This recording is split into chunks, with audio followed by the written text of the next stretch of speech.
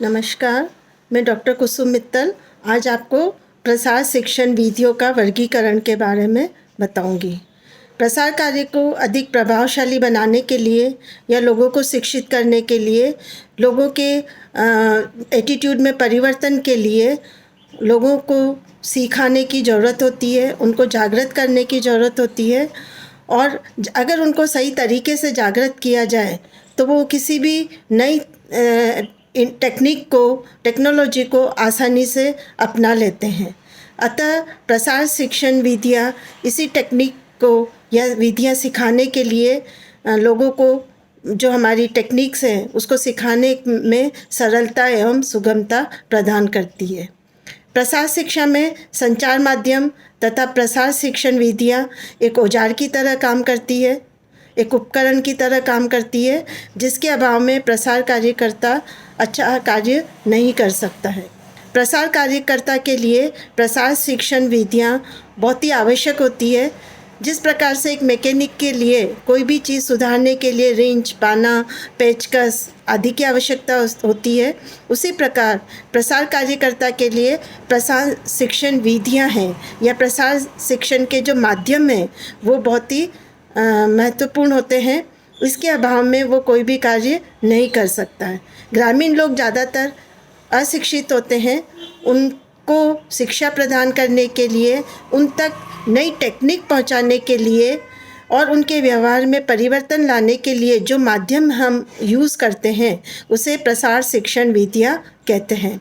प्रसार शिक्षण विधियों के द्वारा कोई भी जो टेक्निक हम सरल तरीके से लोगों तक पहुंचा सकते हैं, उसमें हम कई सारी ऐसी टेक्निक यूज़ करते हैं जिसमें करके दिखाना, डेमोन्स्ट्रेशन मेथड यूज़ करते हैं। इससे लोगों के एटीट्यूड में जल्दी फ़र्क आ जाता है, लोगों को मोटिवेट कर सकते हैं। करके सीखने वाली जो विधि होती है वो आसानी से ग्रहण करी जा सकती है और लोग उस पर जल्दी से विश्वास भी कर लेते हैं। इसलिए प्रसार शिक्षण की विधियाँ या प्रसार शिक्षण के माध्यम जो है वो बहुत ज़रूरी होते हैं। जितनी भी प्रसार शिक्षण की विधियाँ हैं या जो माध्यम है उसके बहुत सारे फ़ायदे होते हैं। एक तो इससे प्रसार कार्यकर्ता का काम आसान हो जाता है, लोगों के व्यवहार में परिवर्तन आसानी से ला सकता है।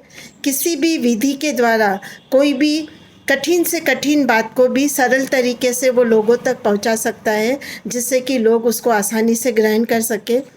कुछ चीज़ें ऐसी होती हैं जो कि करके हम देखते हैं, वो लंबे समय तक विधियों के माध्यम से याद रहती है या रिकॉल करना उसे आसान होता है।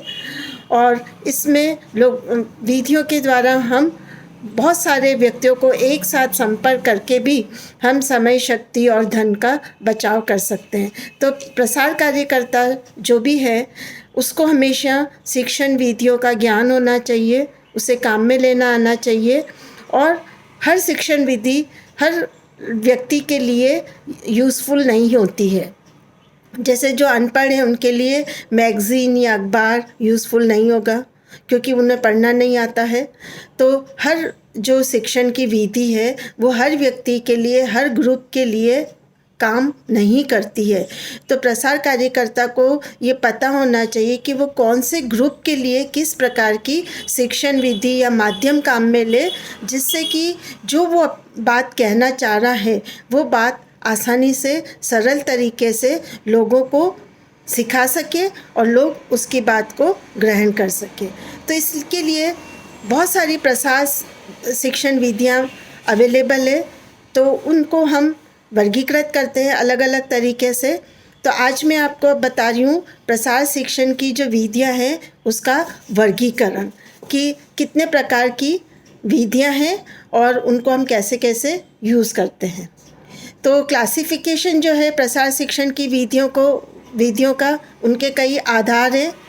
एक तो संख्या के आधार पर, स्वरूप और प्रकृति के आधार पर, कार्य के आधार पर, शिक्षा के उद्देश्य के आधार पर और अडॉप्शन कैटेगरीज़ के अकॉर्डिंग और एक्सटेंशन टीचिंग मेथड्स के अकॉर्डिंग। तो एक एक विधि को या एक एक आधार को अपन अलग अलग तरीके से पढ़ेंगे। सबसे पहले मैं आपको बता रही हूँ संख्या के आधार पर। शिक्षार्थियों की संख्या कितनी है जो भी प्रसार कार्यकर्ता किसी को कुछ सिखाने जा रहा है, उसमें सीखने वालों की संख्या कितनी है, उसके आधार पर सबसे प्रथम मैं वर्गीकरण आपको बता रही हूँ। इसमें इस विधि के अंदर संख्या के आधार पर इसको जो वर्गीकरण किया गया वो 3 आधार पर है: व्यक्तिगत संपर्क, समूह संपर्क और विराट संपर्क। इसमें जो आपको एक बार फिर बता देती हूँ, शिक्षार्थियों की संख्या के आधार पर कि प्रसार कार्यकर्ता कोई भी जो नई टेक्निक लोगों को सिखाने जा रहा है, उसमें कितने लोग सीख रहे हैं, उसके आधार पर हम संख्या के आधार पर टीचिंग मेथड को फर्स्ट वर्गीकृत किया गया है। तो उसमें ये वापस 3 प्रकार के होते हैं: व्यक्तिगत संपर्क, जन संपर्क और समूह संपर्क। व्यक्तिगत संपर्क के अंदर आता है जिसमें केवल एक व्यक्ति और एक प्रसार कार्यकर्ता, सिर्फ 2 व्यक्ति होते हैं, उसको अपन व्यक्तिगत संपर्क कहते हैं। जिसमें कहते हैं कि प्रसार कार्यकर्ता एक एक व्यक्ति से पर्सनल जाके मिलता है, उसको अपन व्यक्तिगत संपर्क विधि कहते हैं। उसमें आता है वापस घर पे जाकर, टेलीफोन के द्वारा, खेत पर जाकर, कार्यालय जाकर, व्यक्तिगत पत्र लिखकर, और आजकल हम लेटेस्ट टेक्नोलॉजी देखें तो व्हाट्सएप पे भी, है ना। तो व्यक्तिगत संपर्क में केवल कौन होता है?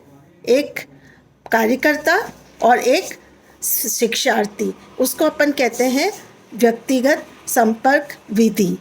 इसमें प्रसार कार्यकर्ता घर पे जाके व्यक्ति से पर्सनल मिलेगा, फिर खेत पे जाके मिलेगा, या टेलीफोन पे बात करेगा, या हम कह सकते हैं कि पुराने ज़माने में तो जो भी व्यक्ति को प्रॉब्लम होती थी वो प्रसार कार्यकर्ता को एक लेटर लिखता था और प्रसार कार्यकर्ता उसका वापस जवाब देता था। आज वही मेल और व्हाट्सएप हो गया है, लेकिन व्हाट्सएप और मेल हर व्यक्ति के लिए एप्लीकेबल नहीं है, क्योंकि कई लोगों के पास एंड्रॉयड फ़ोन नहीं होता है और गांव वाले व्यक्ति पढ़े लिखे नहीं होते हैं, तो वो लैंग्वेज पढ़ नहीं सकते हैं। इसलिए व्यक्तिगत संपर्क में पर्सनल जाके मिलना ही ज़्यादा सही रहता है। इसी में दूसरा मेथड है समूह संपर्क, जिसमें प्रसार कार्यकर्ता 50 से कम, मतलब जिसमें 15 से 20 लोगों से एक साथ संपर्क करता है, ग्रुप में संपर्क करता है, उसको हम समूह संपर्क मेथड कहते हैं। कुछ चीज़ें ऐसी होती है जो कि पर्सनल डिस्कस करी जाती है, कुछ चीज़ें ऐसी होती है जो कि हम ग्रुप में करते हैं। तो ग्रुप में जो करी जाती है उसको समूह संपर्क कहते हैं। इसमें ग्रुप बहुत ज़्यादा बड़ा नहीं होता है, अधिकतर इसमें 15 से 20 व्यक्ति होते हैं। इसमें आएगा डेमोस्ट्रेशन भी 2 प्रकार के होते हैं: method demonstration, result demonstration. Field trip, tours, group discussion, panel discussion, conference, workshop, trainings, ये सारे किसके अंदर आएंगे? समूह संपर्क में। इसमें आता है कि डेमोस्ट्रेशन 2 प्रकार के होते हैं: method demonstration, result demonstration. Method demonstration में क्या करते हैं, हम कोई भी चीज़ करके दिखाते हैं। सपोज़ मेरे को समोसा बनाना है, तो मैं समोसे की विधि, आलू उबालने से लेके और समोसे को तलने तक की जो विधि लाइव दिखाऊंगी, वो कहलाती है मेथड डेमोस्ट्रेशन, जिसमें व्यक्ति एक एक स्टेप को प्रसार कार्यकर्ता को करते हुए देखता है और वो सीखता है। रिजल्ट डेमोस्ट्रेशन जनरली क्या होता है कि जो भी हमने नई टेक्निक सिखाई है या नई टेक्निक अडॉप्ट करी है, उसका रिज़ल्ट आने में टाइम लगता है। जैसे रिज़ल्ट डेमोस्ट्रेशन में फॉर एग्ज़ाम्पल कोई नए तरह का बीज अपने खेत में डाला, उसके बाद उसकी फसल जब आएगी तो उस बीज का जो रिज़ल्ट दिखाई देगा वो कहलाता है रिज़ल्ट डेमोस्ट्रेशन, जिसमें कि गांव वाले व्यक्तियों के सामने बीज डाला जाता है और बाद में रिज़ल्ट भी दिखाया जाता है। सेम हम कह सकते हैं किसी कोई माल नरिश्ड बच्चा है, उस माल नरिश्ड बच्चे को कोई पौष्टिक लड्डू या कोई हम दवा देते हैं, उसका इफ़ेक्ट आने में हमें 4-5 महीने 6 महीने लग जाते हैं।